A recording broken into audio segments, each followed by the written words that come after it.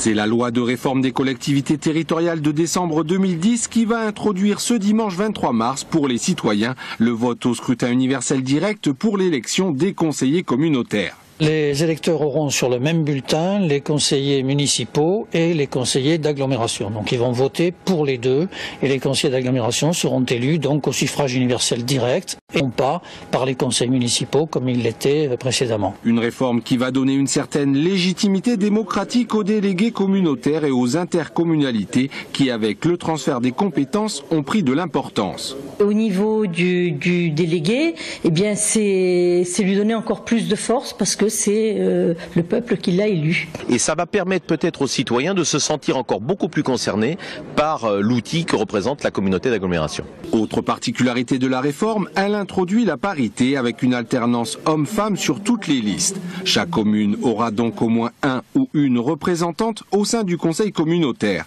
Le nombre est fixé proportionnellement au nombre d'habitants par arrêté préfectoral.